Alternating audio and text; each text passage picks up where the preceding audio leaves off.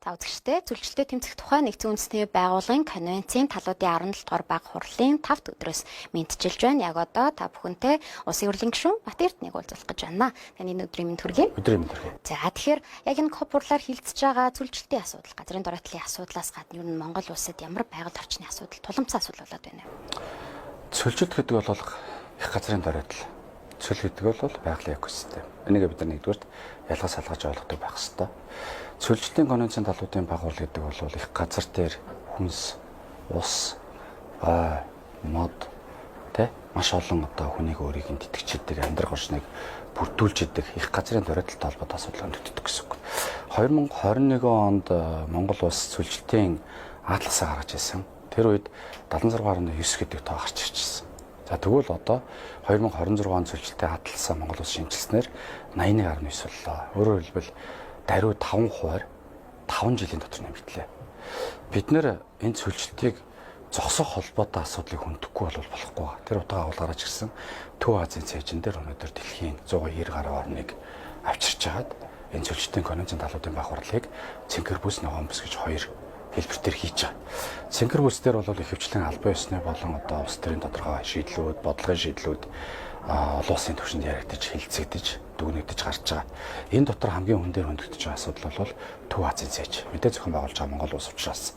Тэгэхээр Төв Азийн цээжин дээр яагаад зөвлөлт их хэмжээгээр явагдсанаар асуудал дэлхийд дахинд үүсэхгүй гэхээр Төв Азийн цээж бол Цэнгэх хүсний нөөцийг агуулж идэг газар орнууд байдаг. Тэгэхээр 81.9% очисон гэдэг маань өөрөө маш том анхаарлын тэмдгийг байгаль дэлхийн монголчуудад дэлхийн өндөрлөгтөнд өгч байгаа гэсэн үг. Тэгэхээр энэ дээр бид нар том хэмжээний шийдлүүдийг өнөөдөр дэлхийд даяараа хэлцэж бас гарах ёстой. Нэг хүрээний асуудал бол энэ гэж харж байгаа. За тэгэхээр цүлжилт үүсээд байгаа, газрын дороотл үүсээд байгаа шалтгааныг за мэдээж яг уур амьсгалын өөрчлөлттэй бол холбож тайлбарлаж байна. Хажуугаар нь бас энэ одоо бэлчээрийн асуудалтай бас холбож тайлбарлаад байна тий. Одоо бэлчээрийн хэрэглэнээс үүдсэн бэлчээрийн дороотлыг бас яриад байна. Тэр нь бол одоо Монголд бас тулгамдаад байна. Дэлхийд дахин тулгамдаад байна. За тэр энэ бэлчээрийн асуудлыг ер нь бас шийдвэрлэх талаас нь. Монгол бас ганцаараа бэлчээрийн орн биш. Бэлчээрийн одоо ашиглалттай дэлхийн 130 гаруй орн байдаг. Энэ улсууд бол бүгд ирж байгаа. Хоёрдугаарт Монгол улсын нэг онцлог байгаа. Энэ бол далаад гарцгүй. Тэгэхээр далаад гарцгүй 30 гаруй орн байна. 34-5 орн байна те. Тэгэхээр энэ улс орнууд бас давхар копийн хүрээнд өөрсдийн чуултыг хийдэг. Тэгээ энэ дээр ямар асуудлууд байгаа вэ гэдгийг хоорондоо тооцдог гэсэн үг. Тухайлх юм бол бэлчээрээс улбаатай, бэлчээрийн дөрөлтөөс улбаатай ийм хуурай газар дээр амьдардаг улс орнуудад ямар хэмжээний асуудал үүсэж байгаа вэ гэдгийг нэгдүгээр гаргаж ирж байгаа. Хоёрдугаарт үүн дээр дүнсэн төгөлтүүдийг гаргаж байгаа. Гуравдугаарт шийдэл рүү орж ийн гэсэн үг. КОП гэдэг бол КОП 17 бол зөвхөн 12 хоногийн хугацаанд Монгол улсын хэмжээнд хэлцэгтэй дуусгах асуудал та. Өстой хурал бол биш ээ. Энэ бол 2028 он хүртэл Монгол улс КОП 18 хүртэл гэсэн үг. Дараагийн хурлыг даргалдаг. Тэгэхээр 2 жилийн хугацаанд өнөөдөр ингээд үүсээд гарч ирж байгаа тодорхой хэмжээний төсөл хөтөлбөрүүдийг 2 жилийн хугацаанд шийдвэрлэх боломжийг Монгол улсад олгож байгаа гэсэн үг. Яагаад Монгол улсад олгож байгаа вэ гэхээр КОП 17-г Монгол улс даргалж байгаа. Одоо КОП президент буюу энэ даргалж байгаа улс нь Монгол улс болж байгаа гэсэн. Тэгэхээр ирээдүйн 2 жилийн хугацаанд байгаль орчны чиглэлээр явагдаж байгаа дэлхийн хэмжээний томоохон чуулгуудтай бүгднгээр нь Монгол улс дараалах боломж өртөж байна. Энэ дараалах боломжууд дээр өөрсдийн төсөл хөтөлбөрүүдийг лоббидах. Өнөөдөр эхлэл нь тавигдсан байгаа энэ жишээлбэл усны асуудал 333 хөвц хөрмийн асуудал байна. Энийг л лоббидах. Нөгөө тэр бом модны асуудал байна. Энийг л лоббидах. Нөгөө хөрсний дөрөлтөлтэй холбоотой буюу шар шуурхтай холбоотой асуудлууд байна. Энийг л лоббидах. Нөгөө гүний болон одоо ундны ус, цэвэр устай холбоотой асуудлыг одоо лоббидах гэдэг ч юм. Энэ боломжууд нь өөрөө Монгол улсад ирж байгаа юм шүү гэдгийг бид нар бас маш сайн ойлгож өнөөдрийн ялангуяа манай байгаль орчны чиглэлээр ажиллаж байгаа, эдийн засгийн хөгжлийн чиглэлээр ажиллаж байгаа, гадаад харилцааны чиглэл, хүнстэй аж ахуйн чиглэлээр ажиллаж байгаа энэ төрийн байгууллагууд болон төрийн бус байгууллага, олон нийтийн байгууллагууд маань энэ лүү чиглэсэн маш олон улс хөтөлбөрүүдийг л эхний ээлжинд суурийн тавьж авах боломж нь өнөөдөр бүрдэж байгаа гэсэн. Өнгөрсөн КОП 16 бол Сауди Арабид явагдчихсан 2024 онд. Тэгвэл Сауди Араб улс анх тухайн одоо КОП 16 зохион байгуулахдаа бид нар бол гаднаас хандив мөнгөнд тусалцаа дэмжлэг авахгүй гэдэг албасаар зарлж исэн. Тэгвэл сая КОП 17 дээр ирээд өнгөрсөн 2 жил гарангийн хугацаанд бол бид нар дэлхийд дахинд 12 тэрбум орчим ам долларын хөрөнгө оруулалтыг татаж оруулахар хэмжээний бүс нутгийн асуудлыг шийдвэрлэе гэдгээ зарлж байна. Тэгвэл бид нар 2028 он буюу КОП 18 дээр очиход Монгол улс зөвлөлт 81.9% хэдөө боруулах боломжууд бүрдсэн. Энд ямар хэмжээний төсөлтөлбөрүүд хэрэгжих нөхцөл суурьуд нь бүрдсэн. Хэдийн хэмжээний хөрөнгө оруулалтыг бид нар татаж чадсан. Нөгөө цөлжилт болон гантай холбоотой, бэлчээрийн дөрөлтөлтэй холбоотой хичнээн хэмжээний асуудлуудыг бид нар одоо шийдвэрлсэн гэдгээ зарлах боломж бидэрт олдож байгаа гэсэн. Тэгэхээр COP17 гэдэг бол бидэрт өнөөдөр боломж олгож байгаа. Энэ боломжийг бид нар шийдэл гарц одоо санхүүжилт болгох нь бидэрт 2 жилийн хугацаа байна. Тэгэхээр энэ цүлжилт бэлчээрийн дороотл гэж ярьж байгаа зүйл чинь дан ганц одоо байгаль орчны асуудал биш байгаа даа тий. Тэнцээ амьдарч байгаа хүмүүсийн асуудал бас болоод байна. Байгаль орчны асуудлаас болоод хүмүүс одоо юу гэдгийг тухайн газараас одоо зайлшгүй нүүх шаардлагатай болоод байна гэдэг юм уу тий. Одоо амжиргаан дороотой байна, аж ахуйн дороотой байна. Тэгэхээр ерөөсөө хүн бас энэ одоо хурлын нэг цөмөн болоод байна тийм үү. Тэгэхээр одоо хүнийг яаж онцолж байгаа юм бол энэ COP17-гийн хувьд бол хүн төвтэй гэж онцолж байгаа. Ялангуяа иргэн төвтэй гэж байгаа. Өнөөдөр нийт оролцогчийн тоо 16 мянга давсан. Гадаадынхаа их юм уу, дотоодынхаа их юм уу гэж хүмүүс их ярьж байгаа шиг байна. Тэгэхээр хүн төвтэй гэдэг маань тухайн улсын иргэдийг төв болгодог. Өөрөөр хэлбэл Монгол улсын иргэд илүү их оролцоог нь хангах үүднээс ногоон зооныг бий болгож тэнд байгаль орчны чиглэлийн гарч шийдлүүд байгалаа ашиглаж гарч байгаа бүтээгдэхүүнүүд эргээд жишээлбэл ямар инновац технологийн шийдлүүд байгаа гэдгийг аль бисаар танилцуулж байгаа. Өчигдөр тухайлах юм бол залуучуудын Icarus гэдэг одоо компани танилцуулга хийлээ. Монгол улс үүлэн зориудаар нөлөөлөх пуужинг бүгднийхээ хятад ард улсаас худалдаж авдаг. Тэгвэл тэнд тэр компани залуучууд Стэнфордын залуучуудын дотор байна, Харвардын залуучууд байна. Мөн одоо Оксфордоос ахуулаад мөн одоо Монголын дотоодын сургуулиуд сурдаг залуучууд байна. Тэд нар өөрсдөө нийлж хагаад тэр өвлөн зориуд нөлөөлөх пуужинг үйлдвэрлэсэн байна шүү дээ. Бий болцсон байна. Одоо эхнийхэн туршилтууд хинтээ сэлэн аймагуудад явагдах гэж байна. Тэгвэл бид нар энэ копийн үр дүн бохгүй энэ нөлөө. Нөгөө талд нь гэтэл жишээлбэл Green Street буюу гудамж, гэр ороолын гудамжууд яагаад хамгийн их дөрөлтөлд орсон байна. Энэ бол хөрсний дөрөлт буюу цөлжилт хамгийн их явагдаж байгаа хэсэг бол бас гэр ороолын гудамжууд. Тэгвэл бид нар яаж Green Street буюу ногоон гудамж болох ёстой вэ гэдэг шийдлүүд яригдчих жаах жишээтэй байна. Тэгэхээр бид нар хүн төвтэй буюу байгаль дэлхийгээс хүнийг салгаж ойлгох боломжгүй.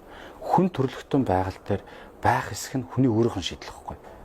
Байгаль хөнгүүгээр байх хэсэг нь бол тусдаа асуудал. Яг тэгэхээр байгаль дэлхий ч гэсэн өнөөдөр юм цогц учраас өөрөө амьд организм оршиндогдохын тулд нөгөө байгаль дэлхийн дулаар л урамсгалын өөрчлөлтүүдээс ахуулаад томоохон хэмжээний хэдэн 10,000 жил явагдаж ирсэн байгаль орчны байгалийн одоо цаг уурын нөлөөллийг бол хүн төрөлхтөнд үзүүлж хүн үлдэхгүй байгаль үлдэхгүй гэдгийг байгаль өөрөө шийднэ. Тэрнээс биш хүн байгаль үлдэхгүй хүн үлдэхгүй гэдгийг шийдэх боломжгүй. Тэгэхээр хүн төвтэй байгаа утга агуулга маань өөрөө юм. Тэгээд дэлхийн маш олон орнууд нэг зүйл дээр дуу хоолой нэгтэй байгаа. Тэр бол их дэлхийн ирээдүй юу юм бэ? Энэ бол барилга байшин биш юм байна. Энэ бол AI технологи биш юм байна. Энэ бол инновацч бас биш юм байна. Их дэлхийн ирээдүй бол ерөөсөө л их газар. Өөрөөр хэлбэл их газар байхгүй бол тэнд хүнсээ тариалах боломжгүй, хүн төрөлхтөн оршин суух боломжгүй.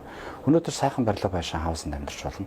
Усгүй болвол тэр зүгээр л цементийн ширэнг өгөхгүй. Тэгэхээр бид нар энийг маш сайн ойлгох ёстой. Дэлхийд дахинд өнөөдөр Монгол улсад ирсэн маш олон хүмүүс усны асуудлыг хөндөж байна. Африкийн орнууд Монгол улсад хүрчээд нэгдсэн үндэсний байгууллагаас ус өгөөч гэж гуйж. Тэгвэл бид нар өнөөдөр байгаа усныхаа нөөцийг бид нар өөрсдөө хэрэг хэмжээгээр хамгаалж байгаа вэ гэдгээ бодох ёстой гэдэг анхаарлын тэмдгийг монголчуудад бас өгч ийн гэсэн. Тэгэхээр энийг бид нар маш сайн ойлгох ёстой. Тэгээд хүн төвтэй байгаагийн учир шалтгаан бол хүн төрөлхтөн өөрөө энэ дэлхий дээр амьд оршихын тулд та нар өөрсдөө хийж байгаа одоо энэ байгаль орчинд нөлөөлж байгаа хортой үйл явдлуудаа зогсоо гэдэг мессежийг л их дэлхийд даяараа өгч ийн гэсэн. Байгаль орчны асуудал нь цаашлаад одоо энэ хөрсний одоо эрүүл мэндтэй энэ бас хүнсний аюулгүй байдлын бас нэг асуудал болчиход байна шүү дээ. Одоо хүнсний үйлдвэрлэлт хамгийн суур нь хөрс одоо хэр одоо бүтээмжтэй байна гэдгийг бас шалгаад байгаа. Тэгэхээр хүнсний аюулгүй байдал талаас нь ер нь танд хэлэх зүйл. Монгол улс өнгөрсөн хугацаанд 2 их 80-аар тооцогдох хэмжээний хөрс алдсан. Энэ бол тэр хэмжээний хүнсийг бид нар алдсан гэсэн. Өөрөөр хэлбэл Монгол улс өнөөдөр устай, хөрстэй байвал хүнсээр хангагдах бүрэн дүрэн боломжтой гэсэн. Цөлжих газар нутаг бага байх хэмжээгээр бид нар их газар ашиглах боломж бүрдэнэ гэсэн. 2015 онд Монгол улсын нийт газар нутагдах цэвдгийн хэмжээ 29% гэж бүртгэгдсэн. 1976 онд 63 байсан. Тэгвэл 2050 онд энэ цэвдгийн хэмжээ 16% болно. Яг гэвэл 2050 он гэхэд Монгол улсын харийн температур 6.6 хэмээр нэмэгдэхээр байна. Энэ маань юу гэсэн үг вэ гэхээр бид нар цаашдаа хүнсээ тариалахад маш хэцүү болно. Их газар буюу энэ газрын доройтол маш хэмжээгээр одоо өртөх хэмжээ ихснэ гэсэн үг. Магадгүй 81.9% маань 5 жилийн дотор 5% нэмэгдсэн бол одоо бид нар нэг яралт арга хэмжээ авахгүй бол ахаад 24 жилийн дотор ахаад үлдсэн 19% бид нар алдах магадлал маш өндөртэй болж байна гэсэн. Тэгвэл бид нар хүнсний тухай ярих ойлголт байхгүй. Бид нар Монгол улсад хүнсээ тариалах, луун одоо төмсөө тариалаад идэх, нөгөө будаага тариалаад гурлаа хийх тухай ойлголт байхгүй болно гэсэн. Энийг маш сайн ойлгох хэрэгтэй. Өнөөдөр энд 200 хэдэн тэрбум төгрөгөөр КОП буюу энэ цөлжтийн конвенцийн талуудын байгууллагыг та бүхэн зохион байгуулчлаа гэдэг зарим хэсэг нь шүүмжлээд байгаа. Тэгвэл ирээдүйд өөрсдөө чинь худалдаж авах гэж байгаа гурилны холбоотой асуудлыг төндөгдөж байна. Өнөөдөр ирээдүйд идэх гэж байгаа төмстэй луунтай холбоотой асуудлууд чинь төндөгдөж байна. Та нар бензингүй байхад ийм том хэмжээний тэгсэн үндэсний байгууллагын хурлыг зохион байгууллаа гэдэг. Энд бензин чухал биш. Яг тэгэхээр энд ирээдүйд та бүхний бид бүхний иддэг нөгөө хүнсээ бэлддэг хөрсний ч асуудлууд хөндөгдөд байгаа байхгүй. Тэгэхээр энийг бид нар маш сайн ойлгох ёстой. 2050 он гэхэд Монгол улсын газрын доройтол маш өндөр хэмжээнд очноо. Уур амьсгалын өөрчлөлт маш өндөр хэмжээнд очноо. Хор тундасгүй болноо. Усгүй болноо.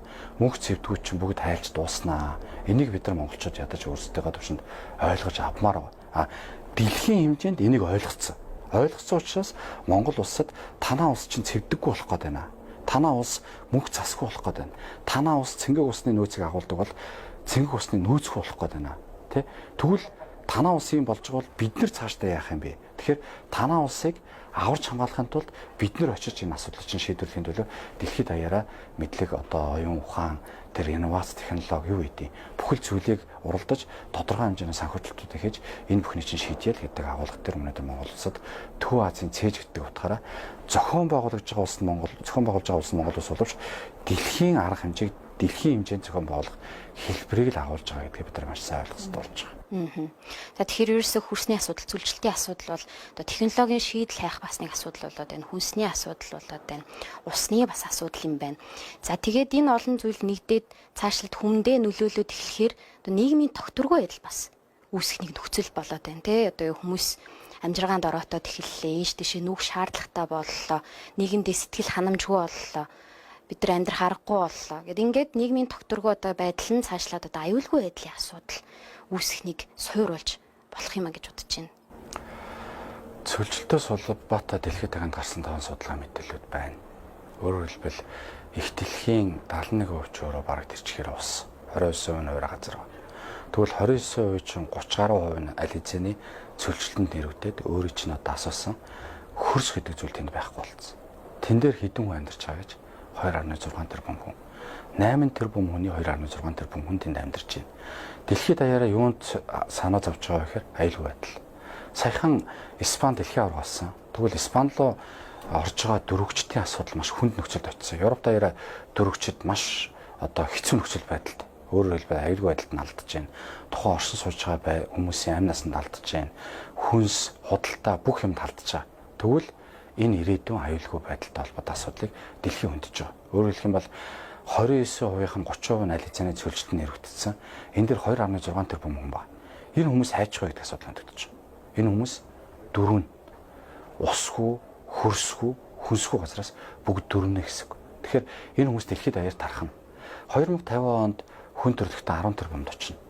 10 тэрбум хүнд очиход 2050 онд цэвэр усны дутагдалд 10 тэрбум хүний 46.5% нь очино.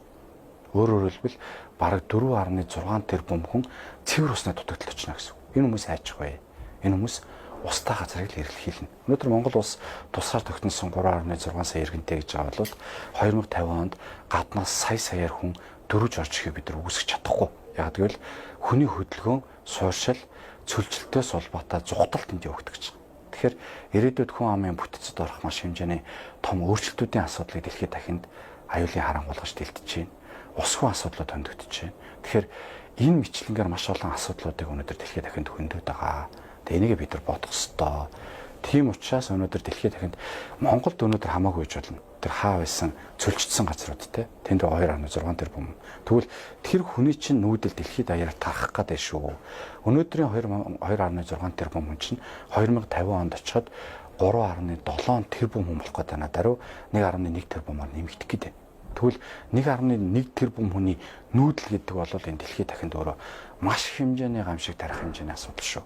Өнөөдөр малын одоо тоо толгойн ихсэл талхталтаас улбаатай бэлчээрийн доройтолтой холбоотой асуудал хөндөж байна. Тэгвэл хүний талхталт үүсвэл энэ дэлхийд даяар юу болох вэ гэдэг өөрөө маш хүнд хэцүү нөхцөл байдлыг ирээдүйд бид нар тулах гэж байгаа. Тэгэхээр монголчууд бид нар энэ дээр ухаантай байх ёстой. Өнөөдөр бид нар цэвэр усны нөөцөө хамгаалах ёстой. Цөлжилтийн энэ том орлогыг хийж байгаа цаг хугацаанд бид нар юуг авч үлдэж чадах вэ гэдгээ бодох ёстой. Ирээдүйн 2 жилийн хугацаанд Монгол улсын цөлжилтийн конвенцийн талуудын баг хурлыг даргалж байгаа. Ирээдүйн 2 жилийн одоо байгаль орчны бүх хурлыг даргалах процесс дээр бид юуг өөрсдөд үр өгөөчтэй ашигтай хэлбэр дээр шийдэж чадах вэ гэдгээ бодох ёстой. Энэ цаг хугацаа ирж байгаа гэсэн үг.